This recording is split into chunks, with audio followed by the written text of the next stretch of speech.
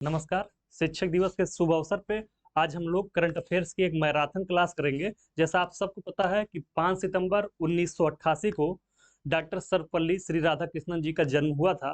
तो 5 सितंबर को हम लोग शिक्षक दिवस के रूप में मनाते हैं। आप सबको पता होगा कि राधाकृष्णन जी का जो जन्म हुआ था वो तमिलनाडु में हुआ था। और आप लोग को एक इंटरेस्टिंग फैक्ट बता देता हूँ कि राधाकृष्णन जी को 27 बार नोबेल के लिए नामित किया गया है। मिला नहीं अलग बात, लेकिन 27 बार उनको नामित किया गया था और 1954 में उनको भारत रत्न से सम्मानित किया गया था।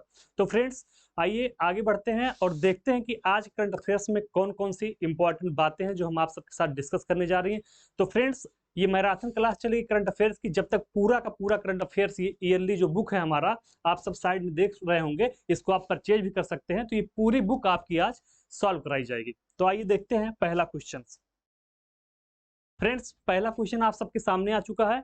सबसे पहले आप ज्यादा से ज्यादा लोगों के पास चैनल को शेयर कर दीजिए ताकि ज्यादा से ज्यादा स्टूडेंट हमारे साथ जुड़ पाएं और ये जो मैराथन क्लास चल रही है उसका फायदा उठा पाएं। तो फ्रेंड्स, पहला क्वेश्चन आप सबके सामने है जो कि स्क्रीन पे आ चुका है। तो एक बार पहले दम लगा के जितने लोगों के पास आप सब शेयर कर सकते हैं चैनल को, उतने लोगों के पास पहुंचा दीजिए। फ्रेंड्स, आइए देखते हैं आज का पहला क्वेश्चन। 1 अगस्त 2022 में नीतीश कुमार ने 8वीं बार बिहार के मुख्यमंत्री पद की शपथ ली। इनका संबंध किस राजनीतिक दल से है? क्वेश्चन क्या है? अगस्त 2022 में नीतीश कुमार ने 8वीं बार बिहार के मुख्यमंत्री पद की शपथ ली। इनका संबंध किस राजनीतिक दल से? आप सबको पता है कि जो चुनाव हुआ था 2018 में, वो एनडीए में शामिल होकर लड़े थे नीतीश कुमार, लेकिन अभी हाल ही में अगस्त में उन्होंने एनडीए से अलग होने का निर्णय लिया है और तेजस्वी यादव की जो पार्टी है राजद, उसके साथ मिलकर इन्होंने सरकार बनाई है। तो नीतीश कुमार का संबंध किस पार्टी से है? आप सबको पता होगा कि नीतीश कुमार जो है वो जेडीयू से है। किससे है? जेडीयू से है। ठीक फ्रेंड्स, नीतीश कुमार का जो संबंध है वो जेडीयू से है। फ्रेंड्स देखिए, क्वेश्चन आपके सामने था, नीतीश कुमार ने 8वीं बार मुख्यमंत्री पद की शपथ ली है, वो किस पार्टी से संबंधित है? तो उनकी पार्टी का नाम आप सबको पता होगा क्या है? जनता दल यूनाइटेड, जेडीयू जिसको कहते हैं। बिहार की एक क्षेत्रीय पार्टी है जेडीयू। ठीक है, अब बात आती है, जब यहाँ पे चर्चा आ गई बिहार की, तो आप सबको पता होगा कि बिहार में विधानसभा की कितनी सीटें हैं, ये भी एग्जाम में पूछा जा सकता है। तो बिहार की कुल सीटों की संख्या है 243। कितनी सीटें फ्रेंड्स? 243। ओके फ्रेंड्स, आइए इसका एक्सप्लेनेशन देख लेते हैं। 9 अगस्त 2022 को नीतीश कुमार जी ने क्या किया था? इस्तीफा दे दिया था। कब? 9 अगस्त 1922 को। ठीक है, तो एनडीए से वो अलग हो गए थे। इसके बाद इन्होंने 10 अगस्त को, कब? 10 अगस्त 2022 को शपथ ग्रहण किया है नीतीश कुमार ने। कौन से पद को धारण किया? मुख्यमंत्री के पद को धारण किया और 8वीं बार बिहार के मुख्यमंत्री बने, जो कि एक रिकॉर्ड है। कितनी बार? 8वीं बार। ओके फ्रेंड्स, तो 10 अगस्त 2022 को 8वीं बार उन्होंने बिहार की शपथ लिया है। आपको हमने बता दिया कि सीटों की संख्या कितनी बिहार में। आप सबको पता होगा कि बिहार में सीटों की संख्या विधानसभा की 243 है। ये इंपॉर्टेंट है। ठीक है, 243 विधानसभा की सीटें हैं। ठीक है, बिहार के राज्यपाल कौन है इस समय? ये भी आपसे पूछा सकता है कि बिहार के राज्यपाल कौन है। तो फ्रेंड्स, बिहार के राज्यपाल जो है वो फागू चौहान है। कौन है? फागू चौहान। बिहार के वर्तमान राज्यपाल फागू चौहान है, जिन्होंने नीतीश कुमार को 8वीं बार मुख्यमंत्री के रूप में शपथ दिलाया है। ठीक है, कितनी बार बने हैं? 8वीं बार। आइए आगे देखते हैं। फ्रेंड्स, यहां देखिए आ गया कि विधानसभा के कुल सदस्यों की संख्या कितनी है? 243 है। इस समय कितने सदस्य हैं? 242 है। क्यों 242 है? क्योंकि अभी हाल ही में राजद के एक सदस्य थे, उनको अयोग्य घोषित कर दिया है, तो इसलिए अब संख्या रह गई है 242। बहुमत कितना होना चाहिए बिहार में सरकार बनाने के लिए? तो 122 सीट जिनके पास होगी वो सरकार बना सकते हैं। ठीक है, महागठबंधन की जो सरकार बनी है उनके कुल सदस्यों की संख्या 164 है, जिसमें सबसे बड़ी पार्टी के रूप में राजद उभर के आई है। सबसे बड़ी पार्टी के रूप में कितनी सीटें राजद को मिली है? 79। 79 कैसे होगी? विधायकों की संख्या इस प्रकार होगी कि कभी हाल ही में जो वहां पे एआईएमएम की पार्टी है, उनके 5 विधायकों में से 4 विधायक शामिल हो गए आके राजद के पास, तो उनकी संख्या 75 से पहुंच गई है 79। एक विधायक अयोग्य हो गए, अदरवाइज संख्या रहती 80। ठीक है फ्रेंड्स, जदयू की वर्तमान संख्या कितनी विधानसभा में? तो 45 है। कांग्रेस के 19 विधायक हैं और भाजपा वालों के 12 विधायक हैं। ठीक है, भाजपा के आप सबको पता होगा 77 है और एआईएमएम महागठबंधन में शामिल नहीं हुई है, अलग ही है। आइए आगे बढ़ते हैं। फ्रेंड्स, अब आप सबके सामने दूसरा क्वेश्चन है। अगस्त 2020 में किस राज्य में विश्व की सबसे बड़ी फ्लोटिंग सोलर परियोजना, विश्व की सबसे बड़ी फ्लोटिंग सोलर परियोजना के पहले चरण के निर्माण के लिए समझौते पर हस्ताक्षर किया गया? फ्रेंड्स, बहुत ही इंपॉर्टेंट सवाल है। देखिएगा कि अगस्त 2022 में किस राज्य में विश्व की सबसे बड़ी, ध्यान देके पढ़िएगा, विश्व की सबसे बड़ी फ्लोटिंग सोलर परियोजना। फ्लोटिंग से तात्पर्य है कि जो तैर रहे हो, ठीक है, तैरती हुई सोलर परियोजना के पहले चरण के निर्माण के लिए समझौते पर हस्ताक्षर किसने किया है? तो आप सबको पता होगा, इसका सही जवाब है मध्य प्रदेश ने। तो मध्य प्रदेश वो राज्य है जो विश्व की सबसे बड़ी फ्लोटिंग सोलर परियोजना स्टार्ट की है। ओके फ्रेंड्स, आइए देखते हैं इसके बारे में प्रमुख फीचर्स क्या क्या है, कब किया गया हस्ताक्षर। तो 4 अगस्त 2022 को इस समझौते पे हस्ताक्षर किया गया है। ठीक है, कहां पे है इसकी अवस्थिति, अगर हम देखें लोकेशन कहां पे है, तो मध्य प्रदेश के खंडवा जिले में नर्मदा नदी के ओंकारेश्वर जलाशय पर। ठीक है, ओंकारेश्वर जलाशय, ये इंपॉर्टेंट है, आपसे सवाल पूछ सकता है कि ओंकारेश्वर जलाशय कहां पे है। तो ओंकारेश्वर जलाशय आपका कहां पे हो जाएगा? नर्मदा पे हो जाएगा। ठीक फ्रेंड्स, नर्मदा नदी पे। अगर कभी आपसे पूछे कि ओंकारेश्वर जलाशय किस नदी पर है, तो नर्मदा नदी पे है। कहां पे है? मध्य प्रदेश के खंडवा जिले में स्थित है। ओके फ्रेंड्स, आगे देखिए, इसका निर्माण जो होगा वो 2 चरणों में किया जाएगा। कितने चरणों में किया जाएगा? 2 चरणों में इसका निर्माण किया जाएगा। पहले चरण में 278 मेगावाट क्षमता का, और दूसरे चरण में आपका इसके आगे किया जाएगा। अनुमानित लागत कितनी है फ्रेंड्स? तो 3000 करोड़ रुपए की अनुमानित लागत रखी गई है। कितने की? 3000 करोड़ रुपए की। ठीक है, इसका विस्तार जो होगा वो 100 वर्ग किलोमीटर में किया जाएगा। आगे देखते हैं, ओंकारेश्वर फ्लोटिंग सोलर परियोजना मध्य प्रदेश की पहली और दुनिया की सबसे बड़ी फ्लोटिंग परियोजना है। क्या है फ्रेंड्स? ओंकारेश्वर फ्लोटिंग सोलर परियोजना मध्य प्रदेश की पहली और दुनिया की सबसे बड़ी इंपॉर्टेंट पॉइंट है, इसको नोट करते हुए चलिएगा। और चैनल को ज्यादा से ज्यादा लोगों के पास ठोक के शेयर कर दीजिए, ताकि ज्यादा से ज्यादा स्टूडेंट जुड़ पाए और आज की जो शिक्षक दिवस के अवसर पे मैराथन क्लास चल रही है उसका सारे स्टूडेंट फायदा उठा पाए। तो आपके पास जो भी व्हाट्सएप ग्रुप है, टेलीग्राम ग्रुप है, हर जगह वाईसीटी की इस प्लेटफॉर्म को शेयर कर दीजिए, ताकि ज्यादा से ज्यादा स्टूडेंट जुड़ पाए। ओके फ्रेंड्स, कहां पे स्थित है? तो मध्य प्रदेश के खंडवा जिले में ये स्थित है, ध्यान रखिएगा। आगे बढ़ते हैं, अगला क्वेश्चन आप सबके सामने है। तीसरा क्वेश्चन स्क्रीन पे आ चुका है, जल्दी से आप पढ़िए और इसका कमेंट बॉक्स में जाके जवाब दीजिए। क्वेश्चन क्या है कि अगस्त 2022 में उच्चतम न्यायालय ने किस राज्य द्वारा प्रदत्त अनुसूचित क्षेत्रों के लिए सरकारी नौकरियों में स्थानीय लोगों के लिए, किसके लिए? स्थानीय लोगों के लिए 100% आरक्षण देने की व्यवस्था की थी। 100%, उसको किस रद्द कर दिया गया? किसके द्वारा? हाई कोर्ट, सॉरी, उच्चतम न्यायालय सुप्रीम कोर्ट के द्वारा उसको रद्द कर दिया गया है। ऑप्शन में आपका है झारखंड, छत्तीसगढ़, उड़ीसा और तेलंगाना। आप सबको पता होगा कि 100% स्थानीय लोगों को आरक्षण देने के लिए जो नियमावली बनाई थी वो झारखंड ने बनाई थी। तो इसका सही जवाब हो जाएगा झारखंड। क्या सही जवाब हो जाएगा फ्रेंड्स? झारखंड। ठीक है, 100% आरक्षण की व्यवस्था को उच्चतम न्यायालय ने रद्द कर दिया गया। इसके कुछ फीचर्स देखते हैं। निर्णय कब किया गया? ये 2 अगस्त 2022 को सुप्रीम कोर्ट का डिसीजन आया है। ठीक है, 14 जुलाई 2016 को जो अधिसूचना जारी हुई थी उसके द्वारा ये डिसीजन लिया गया था। ठीक है, आगे बढ़ते हैं। देखिए, इंदिरा साहनी मामला 1992 के अनुसार आरक्षण देने के लिए अधिकतम सीमा कितनी हो सकती है? 50% हो सकती है। फ्रेंड्स, इंदिरा साहनी मामला 1992 के अनुसार आरक्षण के लिए अधिकतम सीमा 50% होती है, लेकिन वहां पे स्थानीय लोगों के लिए ही 100% निर्धारित कर दिया गया।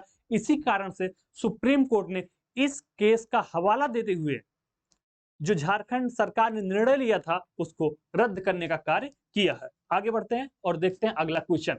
अगला क्वेश्चन स्क्रीन पे आ चुका है, जल्दी से पढ़ना है आपको और कमेंट बॉक्स में जाके सबसे पहले अपना उत्तर देना है।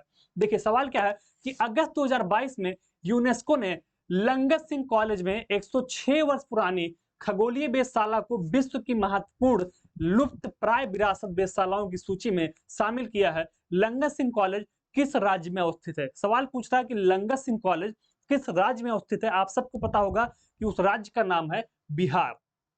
ओके फ्रेंड्स, तो बिहार में है, जिसको अगस्त 2022 में यूनेस्को ने लंगत सिंह कॉलेज में 106 वर्ष पुरानी खगोलीय वेधशाला को विश्व की महत्वपूर्ण लुप्त प्राय विरासत वेधशालाओं की सूची में शामिल किया है। ओके फ्रेंड्स, आइए देखते हैं इसके कुछ इंपॉर्टेंट फीचर्स के बारे में।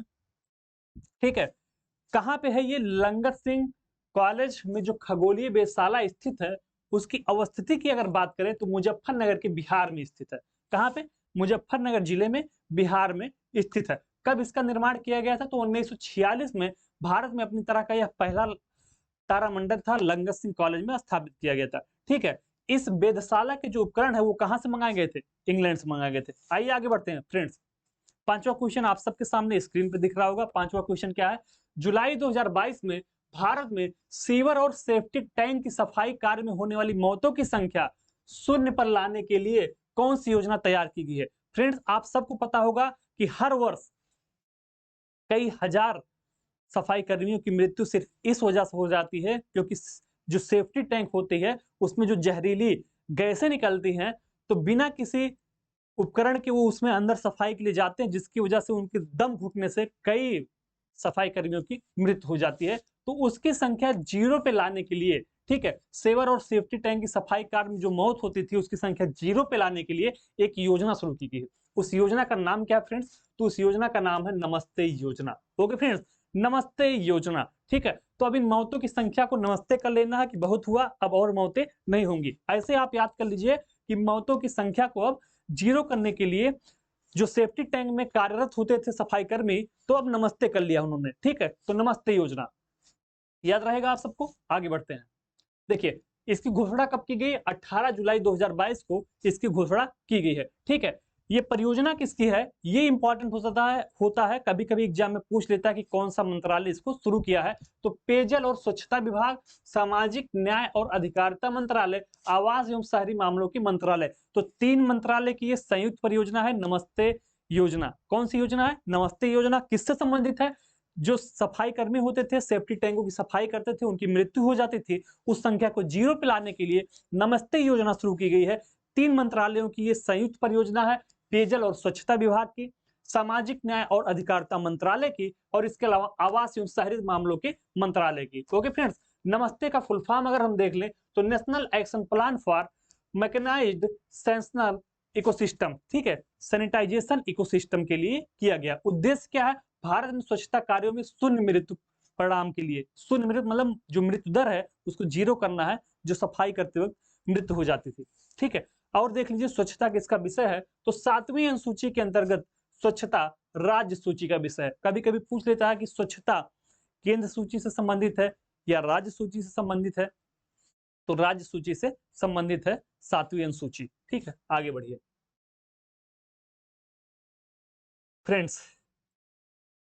अगला इंपॉर्टेंट क्वेश्चन आप सबके सामने है। जुलाई 2022 में प्रधानमंत्री नरेंद्र मोदी द्वारा एनटीपीसी की विभिन्न हरित परियोजनाओं का लोकार्पण किया गया। जुलाई 2022 में पीएम नरेंद्र मोदी के द्वारा एनटीपीसी की विभिन्न हरित परियोजनाओं का लोकार्पण किया गया।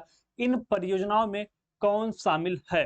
ठीक है, तेलंगाना में 100 megawatt Ramagundam floating solar project, तो बिल्कुल सही बात है, यह भी किया गया था।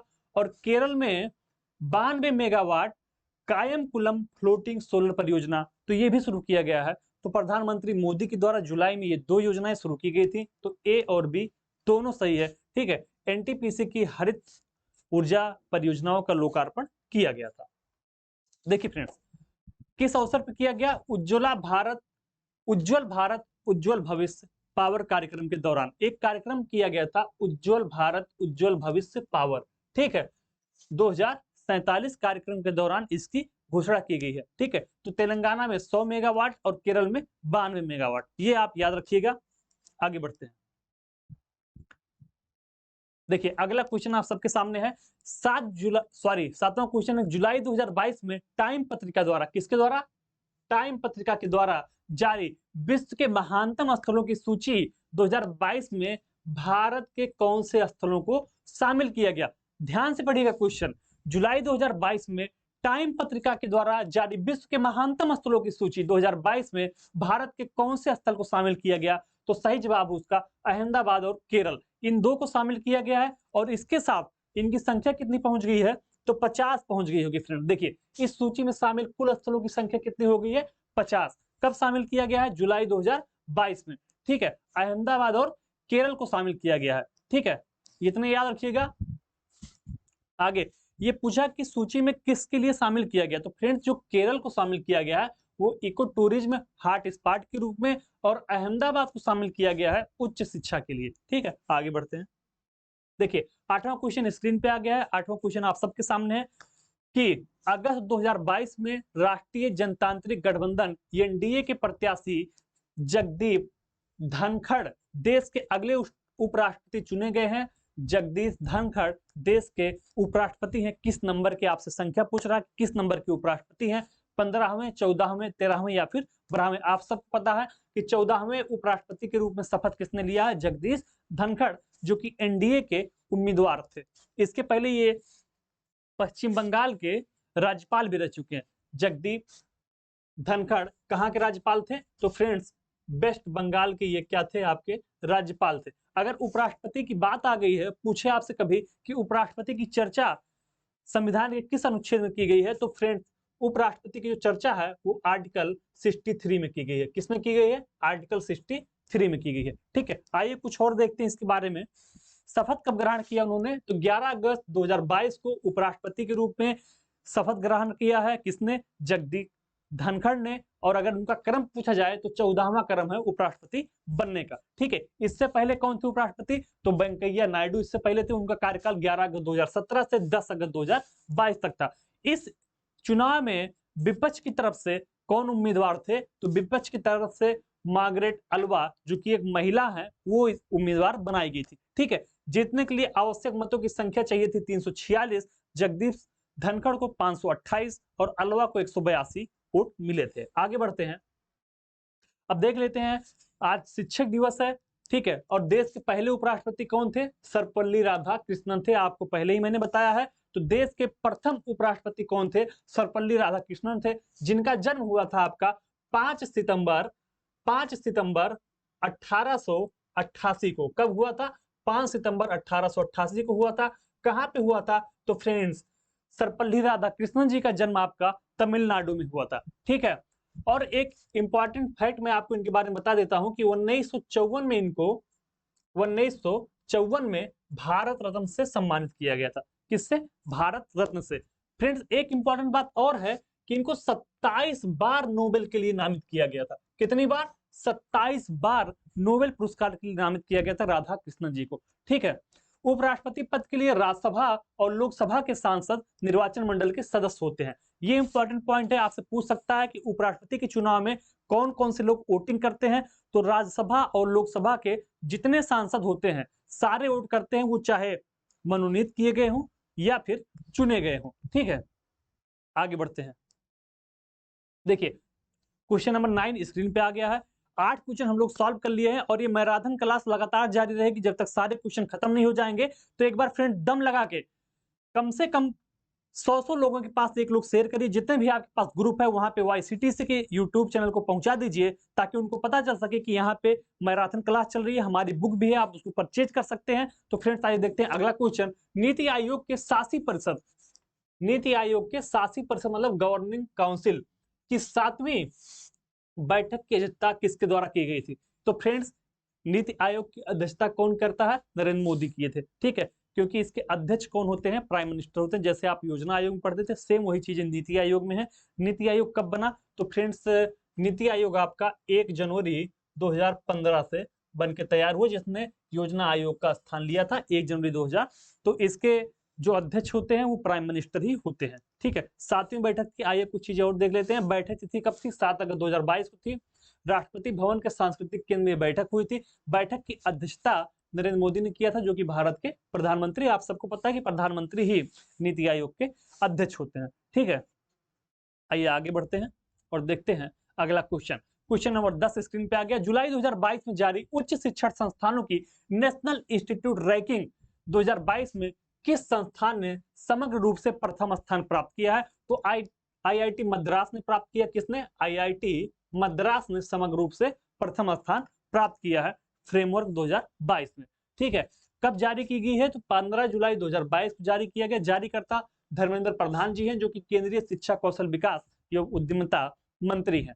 ठीक है, समग्र श्रेणी की बात करें तो IIT मद्रास को समग्र श्रेणी में लगातार चौथे वर्ष प्रथम पुरस्कार प्राप्त हुआ। अगर विश्वविद्यालय श्रेणी की बात करेंगे तो भारतीय विज्ञान संस्थान IICS, इसको कहते हैं IICS, बेंगलुरु को प्राप्त हुआ। ठीक है। इंजीनियरिंग श्रेणी में भी आपको IIT मद्रास को भी प्राप्त हुआ।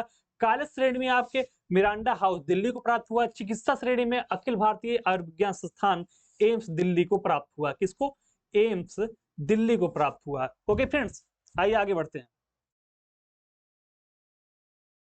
विश्वविद्यालय श्रेणी में प्रथम 3 स्थान की बात करें तो भारतीय विज्ञान संस्थान बेंगलुरु को पहला स्थान प्राप्त हुआ, JNU नई दिल्ली को दूसरा और जामिया मिलिया इस्लामिया नई दिल्ली को तीसरा स्थान प्राप्त हुआ। तो विश्वविद्यालय श्रेणी की अगर बात करेंगे तो पहला स्थान IICS बेंगलुरु को, दूसरा JNU को और तीसरा जामिया मिलिया इस्लामिया को। आगे बढ़ते हैं, क्वेश्चन नंबर 11 स्क्रीन पे आ चुका फ्रेंड्स। जुलाई 2022 में कौन सा राज्य व्हीकल लोकेशन ट्रैकिंग डिवाइस से लैस सभी पंजीकृत वाणिज्यिक वाहनों को इमरजेंसी रिस्पांस सपोर्ट सिस्टम से जोड़ने वाला देश का पहला राज्य बन गया है? तो ऐसा देश का पहला राज्य बन गया है आपका हिमाचल प्रदेश। ओके फ्रेंड्स, शुभारंभ स्तर कहां से? शिमला हिमाचल प्रदेश से इसको शुरू किया गया है। जयराम ठाकुर जो कि मुख्यमंत्री है हिमाचल प्रदेश के, ठीक है। इमरजेंसी रिस्पांस सपोर्ट सिस्टम का जो नंबर जारी किया गया उस नंबर का नाम है 112-112। ओके फ्रेंड्स, आइए आगे बढ़ते हैं। जुलाई 2022 में भारतीय नौसेना की पहली नौसेना नवाचार और स्वदेशीकरण संगठन संगोष्ठी स्वावलंबन का आयोजन किस स्थान पर किया गया था? अगर आपसे पूछे किस स्थान पर किया गया था तो नई दिल्ली में ये किया गया था। ठीक फ्रेंड्स, आगे बढ़ते हैं। अगस्त 2022 में किस राज्य के मंत्रिमंडल ने राज्य में 7 नए जिले बनाने की घोषणा की है? तो फ्रेंड्स, अगस्त 2022 में किस राज्य के मंत्रिमंडल ने राज्य में 7 नए जिले बनाने से संबंधित प्रस्ताव को मंजूरी दी है? तो पश्चिम बंगाल ने 7 नए जिले बनाने की घोषणा की है। इससे पहले यहाँ पे जिलों की संख्या थी 23 और इसके साथ ही जिलों की संख्या कितनी हो जाएगी? जब 7 नए और जिले बन जाएंगे तो पश्चिम बंगाल में जिलों की संख्या हो जाएगी 30।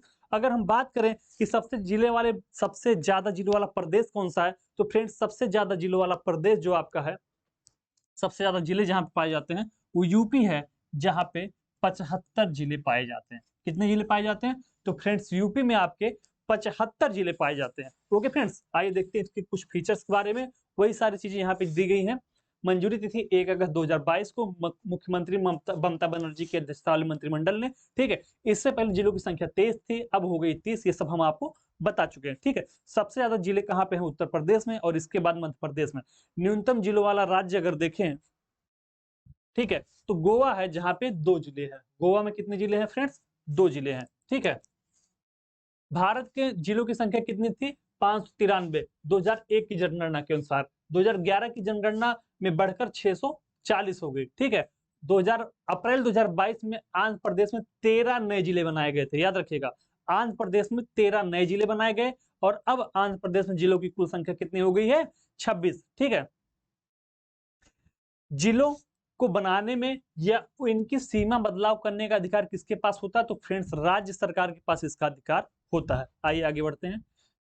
क्वेश्चन नंबर 14 आपके सबके सामने स्क्रीन पे आ चुका है। एक बार फिर से जाइए और ज्यादा से ज्यादा लोगों के पास चैनल को शेयर कर दीजिए ताकि ज्यादा से ज्यादा लोग इस मैराथन क्लास से जुड़ सकें और इसका फायदा उठा सकें। फ्रेंड्स, क्वेश्चन अगला है, जुलाई 2022 में भारत में कहां पर निर्मित सबसे लंबे डबल डेकर सेतु ने विश्व रिकॉर्ड हासिल किया है? ठीक है, सबसे लंबे डबल डेकर सेतु ने विश्व रिकॉर्ड हासिल किया है तो नागपुर में। नागपुर कहां पे फ्रेंड्स? महाराष्ट्र। कहां पे है?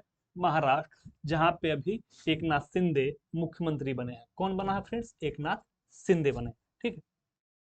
देखिए, निर्माणकर्ता भारतीय राष्ट्रीय राजमार्ग प्राधिकरण NHAI इसका निर्माण कर रहा है। सेतु की लंबाई कितनी होगी? डबल डेकर सेतु की लंबाई होगी 3.14 किलोमीटर, ठीक है। सेतु निर्मित किया गया सिंगल कॉलम स्तंभों पर। सेतु में शामिल है हाईवे और मेट्रो रेल फ्लाईओवर। इस डबल डेकर सेतु पर निर्मित मेट्रो स्टेशनों की संख्या कितनी है? 3 है, ठीक है। आइए आगे बढ़ते हैं। फ्रेंड्स, क्वेश्चन नंबर 15 आपकी स्क्रीन पे आ चुका है। 15 क्वेश्चन क्या कह रहा है? जुलाई 2022 में हर घर तिरंगा अभियान। आप सबको पता होगा कि आजादी के अमृत महोत्सव के उपलक्ष्य में अभी जो हमने पिछला आजादी दिवस मनाया है 15 अगस्त को, ठीक है, तो जुलाई 2022 में हर घर तिरंगा अभियान की घोषणा की गई थी। यह अभियान कब से कब तक के लिए मनाया गया है? बहुत इंपॉर्टेंट क्वेश्चन फ्रेंड्स। कब से कब तक के लिए मनाया गया था? आप सबको पता होगा कि 13 से 15 अगस्त तक हर घर झंडा अभियान मनाया गया, ठीक है। इसमें लक्ष्य रखा गया था कि लगभग 20 करोड़ घरों में झंडा फहराना है। ये सरकार ने लक्ष्य रखा था। कितने घरों में? 20 करोड़ घरों में हर घर तिरंगा अभियान के तहत हमको झंडा फहराना है। कब से कब तक? 13 से 15 अगस्त तक। ठीक है, देखिए घोषणा करता प्रधानमंत्री श्री नरेंद्र मोदी जी ने इसकी घोषणा की थी। आयोजन तिथि 13 से 15 अगस्त 2022 था।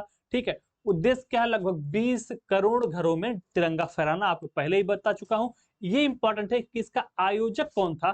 तो संस्कृति मंत्रालय इसका आयोजक था। हर घर तिरंगा अभियान जो 13 से 15 अगस्त के बीच में पूरे भारत में लगभग 20 करोड़ घरों पर फहराया गया, तो उसके आयोजक करता जो है वो संस्कृति मंत्रालय है। ठीक है, अब झंडे की बात आई है तो हमारे झंडे को कब अपनाया गया राष्ट्रीय ध्वज के रूप में? 22 जुलाई 1947 को राष्ट्रीय ध्वज के रूप में अपनाया गया था। कब अपनाया गया फ्रेंड्स? 22 जुलाई 1947 को राष्ट्रीय ध्वज के रूप में अपनाया गया था। ठीक है, आइए आगे बढ़ते हैं। देखिए अगला क्वेश्चन आप सबके सामने स्क्रीन पे आ चुका है। जुलाई 2022 में ई नाम के तहत प्लेटफॉर्म का शुभारंभ किसके द्वारा किया गया था? तो फ्रेंड्स नरेंद्र सिंह तोमर के द्वारा किया गया था, जो कि भारत के कृषि मंत्री हैं। क्या है? कृषि मंत्री। ओके फ्रेंड्स, नरेंद्र सिंह तोमर भारत के कृषि मंत्री हैं। देखिए शुभारंभ तिथि 14 जुलाई 2022 को बेंगलुरु कर्नाटक में किया गया। किसके द्वारा? नरेंद्र सिंह तोमर, केंद्रीय कृषि एवं किसान कल्याण मंत्री के द्वारा। ठीक है, यही है। आगे बढ़ते हैं। किताब में पूरी डिटेल आपको मिल जाएगी। यहाँ पे हम लोग क्वेश्चन तैयार करा रहे हैं ताकि वो क्वेश्चन आपके माइंड में फ्रेम हो जाए और जब भी एग्जाम में आपके सामने से क्वेश्चन गुजरे तो आप उसको गलत ना करें। फ्रेंड इसी बात पे शिक्षक दिवस के अवसर पे अपने शिक्षक की बात मानिए और हर स्टूडेंट जो इस समय वीडियो देख रहा है कम से कम 100 लोगों के पास इस वीडियो को शेयर कर दीजिए ताकि ज्यादा से ज्यादा लोग इस चैनल के साथ जुड़ पाए। जो आगामी प्रोग्राम है जल्दी ही हम लोग पेट का संपूर्ण चीज लेके मैं आप सबके सामने आऊंगा, तो अगर उस क्लास का आपको फायदा उठाना है तो इसको तुरंत जाके चैनल को सब्सक्राइब करिए, YCTC के ऑफिशियल यूट्यूब चैनल को। फ्रेंड्स आगे बढ़ते हैं। अगला क्वेश्चन आप सबके सामने है। भारतीय विमानपत्तन प्राधिकरण किस हवाई अड्डे को देश के पहले कार्बन तटस्थ हवाई अड्डे के रूप में विकसित कर रहा है? तो ये सवाल ये कह रहा है कि AAI किस हवाई अड्डे को देश के पहले कार्बन तटस्थ मतलब है कि जहां पे कार्बन का उत्सर्जन 0 हो। ठीक है, सारी प्रक्रियाएं वहां सौर ऊर्जा के द्वारा प्रारंभ की जाएंगी। तो जहां पे कार्बन उत्सर्जन 0 हो वो कहते हैं कार्बन तटस्थ। ओके, तो कौन सा हवाई अड्डा है? लेह का हवाई अड्डा। ठीक है, लेह हवाई अड्डे को पहले कार्बन तटस्थ हवाई अड्डे के रूप में विकसित कर रहा कौन? AAI। ठीक है, इसके बारे में देख लीजिए। लेह हवाई अड्डे का पूरा नाम क्या है? कुशोक बाकुला रिम्पोचे हवाई अड्डा लेह। ठीक है, इससे प्रतिवर्ष लगभग 900 टन कार्बन उत्सर्जन में कमी आएगी। जब ये कार्बन तटस्थ बन जाएगा तो लगभग 900 टन कार्बन उत्सर्जन में कमी आएगी। ओके फ्रेंड्स, आगे बढ़िए। जुलाई 2022 में प्रधानमंत्री नरेंद्र मोदी ने उत्तर प्रदेश के किस शहर में अक्षय पात्र मिड डे मील किचन शुरू किया है? ठीक है, किस शहर में अक्षय पात्र मिड डे मील किचन का उद्घाटन किया है? तो उस शहर का नाम है वाराणसी। ठीक है, वाराणसी में इसका उद्घाटन किया गया है। इसके फीचर्स को आप देखिए।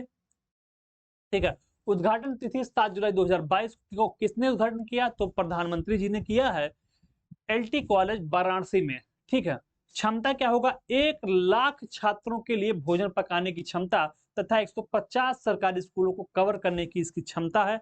ठीक है, अक्षय पात्र फाउंडेशन की अवस्थिति कहाँ पे है? बेंगलुरु में है, वही यहाँ पे शुरू किया है। संचालन करता इसके कौन है? तो इस्कान के द्वारा इसका संचालन किया जाएगा। ठीक है, कार्य क्या रहेगा? भारत में यह मध्याह्न भोजन योजना का प्रबंध करता है। आप सबको पता है कि मध्याह्न भोजन योजना कब से चलाई जा रही है? मिड डे मील 1995 से चलाई गई है। ठीक है, 1995 से। ये देखिए 15 अगस्त 1995 से शुरू किया गया है मिड डे मील योजना। तो भारत में मिड डे मील योजना कब से शुरू की गई? 15 अगस्त 1995 से किया गया था। ठीक है, अभी हाल ही में सितंबर 2021 में मिड डे मील का नाम बदलकर प्रधानमंत्री पोषण शक्ति निर्माण कर दिया गया। ठीक है, तो मिड डे मील योजना का सितंबर 2021 में प्रधानमंत्री जी ने नाम बदल दिया।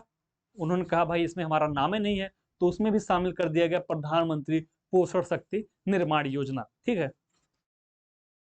अगला क्वेश्चन आप सबके सामने है। जुलाई 2022 में जल शक्ति मंत्रालय के अनुसार कौन जल जीवन मिशन के अंतर्गत देश का 100% हर घर जल वाला प्रमाणित पहला जिला बन गया है। तो पहला जिला बना है बुरहानपुर, जो कि स्थित है कहां पे, एमपी में। ठीक है, बुरहानपुर कहां पे है, एमपी में, जो कि ऑफिशियल रूप से, ठीक है, प्रमाणित रूप से देश का 100% हर घर जल वाला जिला बन गया है, जिसका नाम है बुरहानपुर एमपी, याद रखिएगा। ठीक है, प्रमाणित करता कौन है, प्रमाण पत्र कौन दिया है, जल शक्ति मंत्रालय ने दिया है। अब बात आ गई है जल जीवन मिशन की, तो हम देख लेते हैं कि जल जीवन मिशन की शुरुआत कब की गई थी दोस्तों।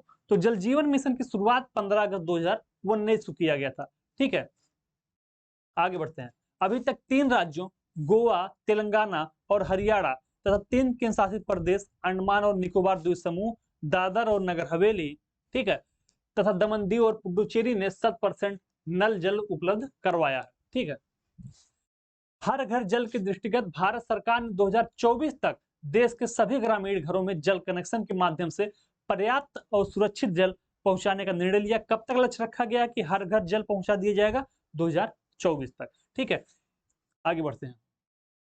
क्वेश्चन नंबर 20 आप सबके सामने है। जून 2022 में एक सहज परीक्षण प्रयोगशाला का शुभारंभ कहां पे किया गया है, तो दीमापुर में किया गया है। जून 2022 में फ्रेंड्स एक सहज परीक्षण प्रयोगशाला का शुभारंभ कहां पर किया गया है, दीमापुर में किया गया है। ओके फ्रेंड्स, दीमापुर कहां पे है, नागालैंड में। किसके द्वारा किया गया, नरेंद्र सिंह तोमर के द्वारा किया गया, जो कि केंद्रीय कृषि एवं किसान कल्याण मंत्री है। नरेंद्र सिंह तोमर केंद्रीय कृषि एवं किसान कल्याण मंत्री हैं, आप सबको पता होगा। आगे बढ़ते हैं।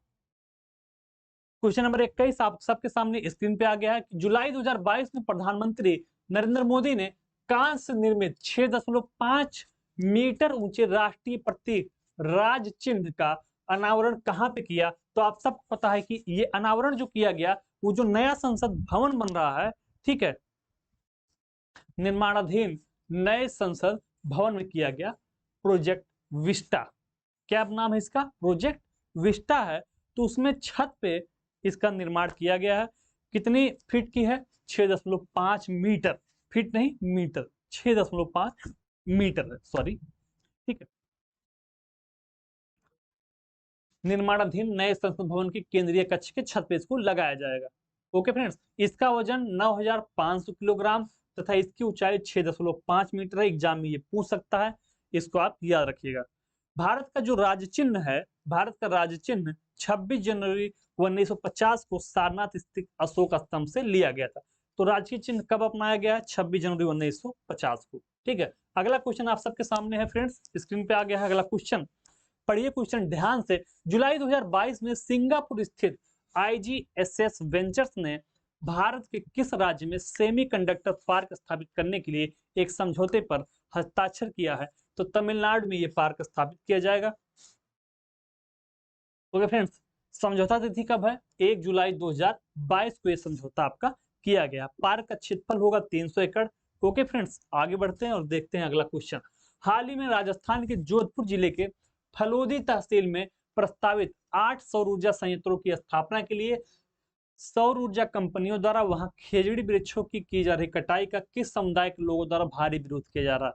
तो फ्रेंड्स, वहां पे एक समुदाय है जिसका नाम है बिश्नोई समुदाय। आप सबने पढ़ा होगा रवि बिश्नोई का नाम, जो कि भारत में इस समय लेग स्पिनर हैं और मुंबई इंडियन के लिए खेलते हैं। रवि बिश्नोई ये भी उसी जनजाति से आते हैं और राजस्थान से ही आते हैं। रवि बिश्नोई भी कहां से आते हैं, राजस्थान से आते हैं। IPL भी खेलते हैं और टीम इंडिया के लेग ब्रेक बॉलर भी।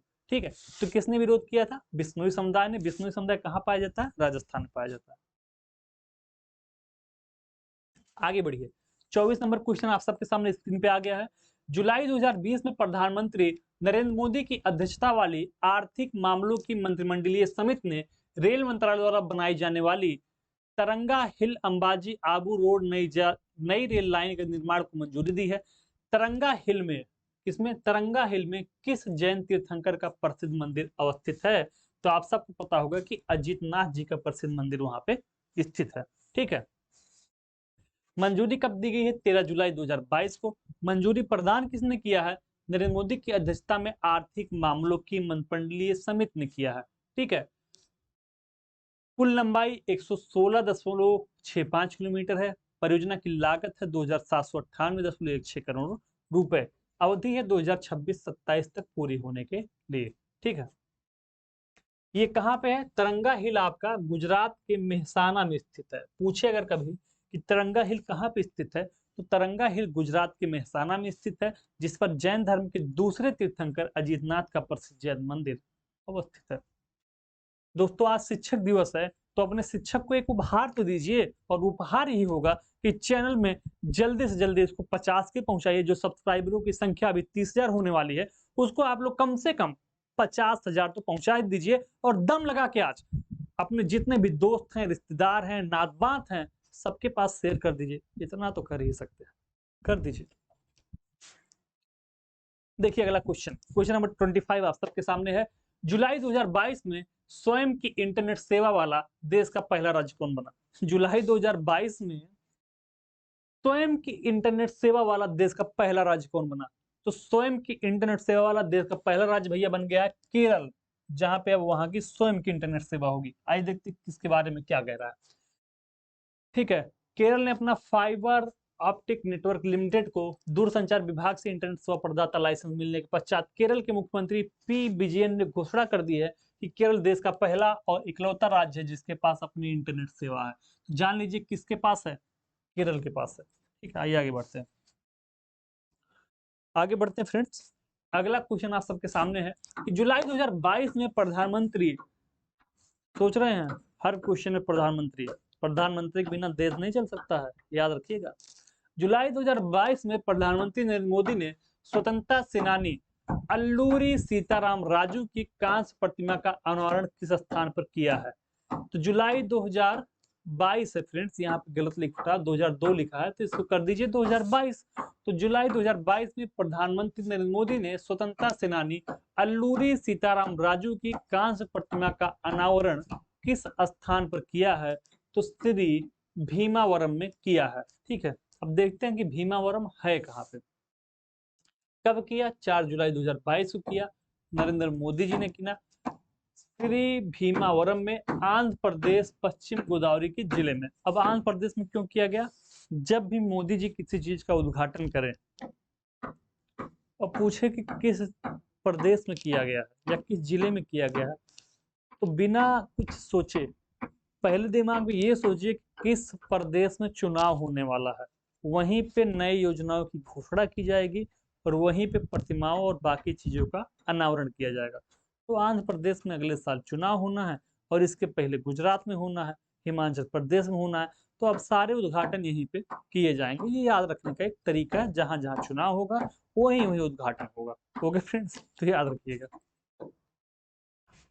आइए अगला क्वेश्चन, जुलाई 2022 में राष्ट्रीय खाद्य सुरक्षा अधिनियम के लिए जारी राज्य रैंकिंग सूचकांक 2022 में किस राज्य को शीर्ष स्थान प्राप्त हुआ? किस राज्य को शीर्ष स्थान प्राप्त हुआ? जुलाई 2022 में राष्ट्रीय खाद्य सुरक्षा अधिनियम के लिए जारी राज्य रैंकिंग सूचकांक 2022, राज्य रैंकिंग सूचकांक 2022 में किस राज्य को शीर्ष स्थान प्राप्त हुआ है? तो फ्रेंड्स उड़ीसा राज्य को शीर्ष स्थान प्राप्त हुआ है। किसको? उड़ीसा राज्य को शीर्ष स्थान प्राप्त हुआ है। ठीक है, जारी तिथि 5 जुलाई 2022। पीयूष गोयल जो कि केंद्रीय उपभोक्ता मामलों के मंत्री, उन्होंने जारी किया। पहली बार ही जारी हुआ है तो इंपॉर्टेंट है, पहली बार जारी हुआ है, पूछा जा सकता है कौन पहले नंबर पे है? उड़ीसा। ठीक है, शीर्ष स्थान प्राप्त करता उड़ीसा। ठीक है, खाद्य सुरक्षा अधिनियम कब लागू हुआ था? तो 5 जुलाई 2013 को लागू हुआ था। आइए देखिए, उड़ीसा पहले पे है, सामान्य श्रेणी के राज्यों में उड़ीसा पहले पे है, उत्तर प्रदेश दूसरे पे है, आंध्र प्रदेश तीसरे पे है और गुजरात चौथे पे है। इतना याद रखिए।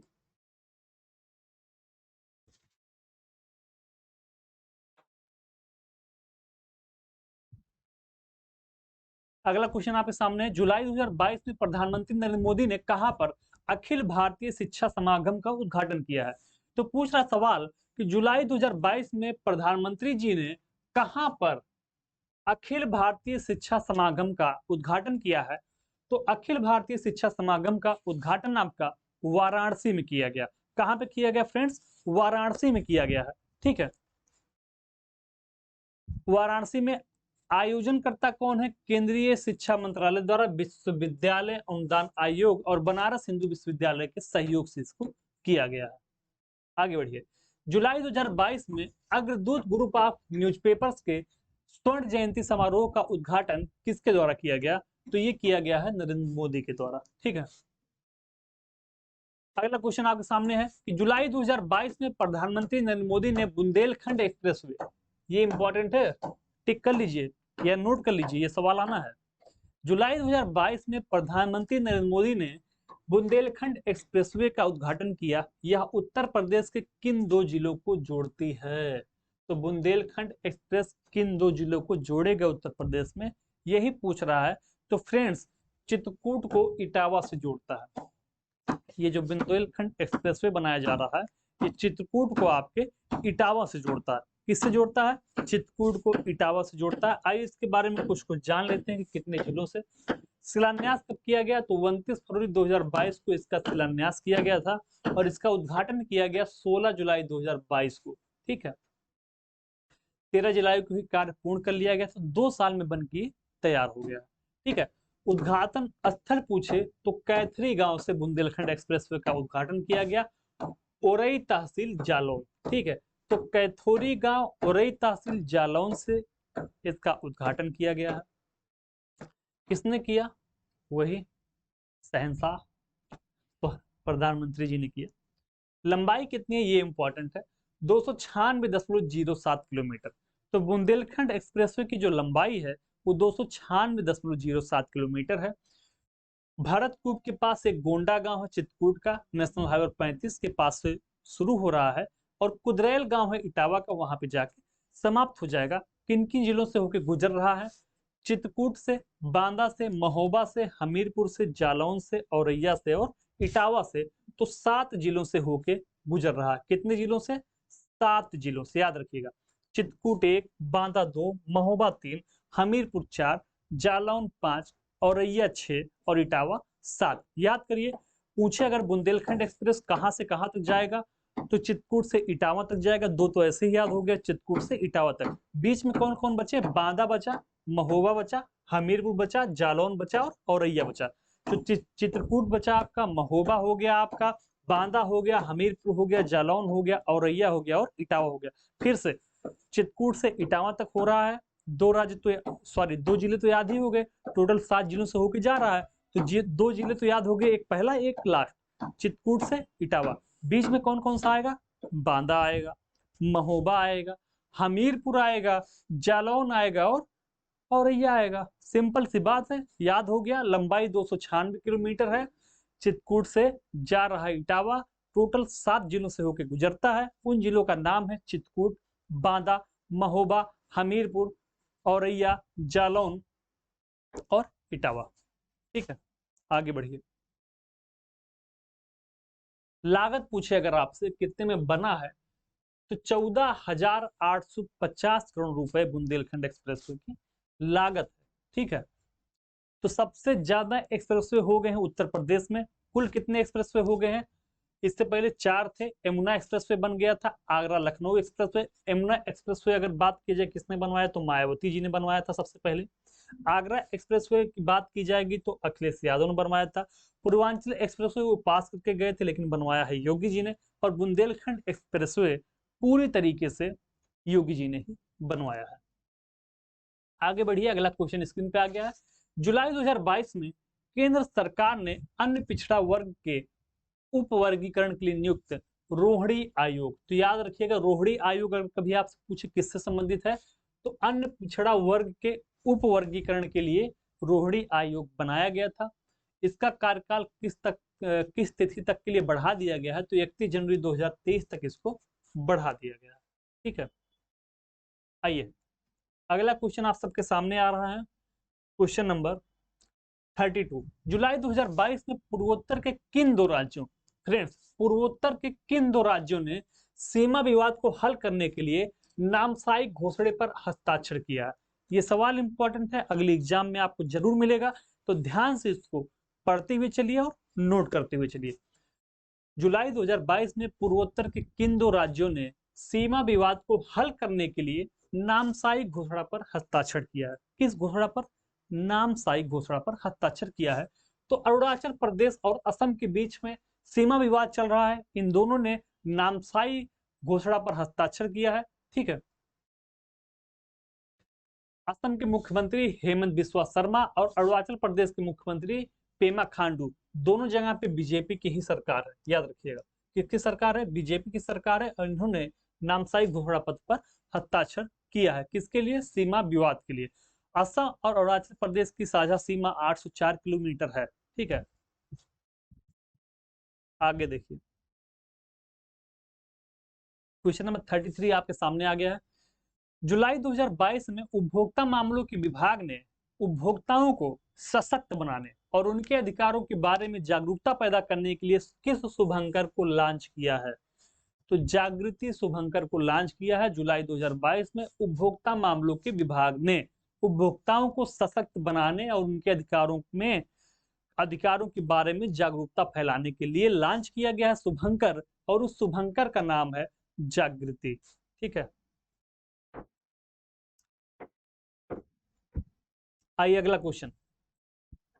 जुलाई 2022 में राष्ट्रीय संस्मारक प्राधिकरण ने किस महापुरुष से जुड़े 2 स्थलों को राष्ट्रीय महत्व का स्मारक घोषित करने की सिफारिश की है? तो डॉक्टर अंबेडकर से जुड़े वो 2 स्थल हैं जिनको राष्ट्रीय महत्व का स्मारक घोषित करने की बात कही गई है। देखिए, ठीक है, सिफारिश करता कौन है? राष्ट्रीय स्मारक प्राधिकरण, नेशनल मॉन्यूमेंट्स अथॉरिटी ने किया। सिफारिश किए गए स्थल कौन है? पहला स्थल है संकल्प भूमि में स्थित बरगद पेड़ का परिसर, बड़ोदरा। यहाँ डॉक्टर अंबेडकर ने 23 सितंबर 1917 को अस्पृश्यता उन्मूलन का संकल्प लिया था। किसका? अनटचबिलिटी का संकल्प लिया था। अनटचबिलिटी आप सबको पता होगा कहाँ पे है? आर्टिकल 17 में अस्पृश्यता के उन्मूलन की बात कही गई है। किसमें? भारतीय संविधान के आर्टिकल 17 में। और दूसरा वो स्थान है प्रताप राव भोसले हाई स्कूल, सतारा, महाराष्ट्र। यहाँ पर डॉक्टर अंबेडकर ने प्राथमिक शिक्षा प्राप्त की थी। क्वेश्चन नंबर 35 आप सबके सामने आ गया। जुलाई 2022 में भारत को अमूर्त सांस्कृतिक विरासत की सुरक्षा हेतु चुनाव में भारत एशिया प्रशांत के लिए यूनेस्को के 2003 कन्वेंशन को अंतर सरकारी समिति का सदस्य किस अवधि के लिए चुना गया है? तो भारत को इसका सदस्य चुना गया है। पूछ रहा किस अवधि के लिए? तो 2022 से 2026 तक के लिए इसका सदस्य चुना गया है। ठीक है,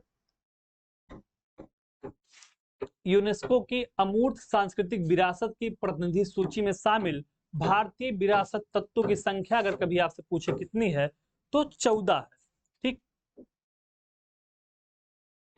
बाकी सारी चीजें आपको बुक में मिल जाएंगी। क्वेश्चन नंबर 36 आप सबके सामने है। 21 जुलाई 2022 को नीति आयोग द्वारा भारत नवाचार सूचकांक 2021 जारी किया गया। इससे संबंधित निम्नलिखित कथनों पर विचार कीजिए। तो सवाल क्या कह रहा है कि 21 जुलाई 2022 को नीति आयोग द्वारा भारत नवाचार सूचकांक इंडिया इनोवेशन इंडेक्स 2021 जारी किया गया। इससे संबंधित निम्नलिखित कथनों पर विचार कीजिए। पहला कथन कह रहा है यह इस सूचकांक का 3रा संस्करण है। तो बिल्कुल सही बात है। बड़े राज्यों में कर्नाटक को शीर्ष स्थान प्राप्त हुआ है। ठीक है, ये दूसरा है, तो ये भी सही बात है। पूछ रहा उपरोक्त कथनों में से कौन सा कथन सत्य है? तो ए और बी दोनों सत्य है। जो अभी ये भारत नवाचार सूचकांक जारी किया गया है, ये 3रा संस्करण है। कौन सा संस्करण है? 3रा। इससे पहले 2019 में और 2020 में भी जारी किया जा चुका है। ठीक है, दोनों उत्तर सही है। आइए देखते हैं बाकी इसके बारे में। कौन जारी करता है इसको? तो नीति आयोग की द्वारा जारी किया जाता है। ठीक है, 3रा है, आपको बता ही दिया। किसने तैयार किया? तो नीति आयोग और इंस्टीट्यूट ऑफ कॉम्पिटिटिवनेस द्वारा। ठीक है, सूचकांक में शामिल बड़े राज्य में 7 है, पूर्वोत्तर राज्यों में 10 है। अगला सवाल, जुलाई 2022 में निर्वाचित हुई भारत की राष्ट्रपति द्रौपदी मुर्मू के संदर्भ में निम्नलिखित कथनों पर विचार कीजिए। आप सबको पता होगा कि भारत की नई राष्ट्रपति कौन चुनी गई है? द्रौपदी मुर्मू। तो उनसे संबंधित ही कुछ आपके पास कथन दिए गए हैं। वह भारत की 15वीं राष्ट्रपति के रूप में निर्वाचित हुई। क्या कह रहा है कि भारत की 15वीं राष्ट्रपति रूप में निर्वाचित हुई? सही बात है। वह भारत की आदिवासी समुदाय से चुनी जाने वाली प्रथम एवं द्वितीय महिला राष्ट्रपति है। ठीक है, ये भी सही बात है। आदिवासी समुदाय से चुनी गई वो पहली है, और महिला के रूप में चुनी गई दूसरी है। पहली महिला राष्ट्रपति थी आपकी प्रतिभा पाटिल। कौन थी? प्रतिभा पाटिल थी। Okay friends. एनडीए की उम्मीदवार थी, उड़ीसा जिले की मयूरभंज जिले की वो निवासी है। तो चारों कथन ही सही है। ठीक है, देखिए शपथ ग्रहण कब किया उन्होंने राष्ट्रपति के रूप में? तो फ्रेंड्स राष्ट्रपति के रूप में उन्होंने 25 जुलाई 2022 को शपथ ग्रहण किया। ठीक है, द्रौपदी मुर्मू का जन्म जो हुआ था वो 20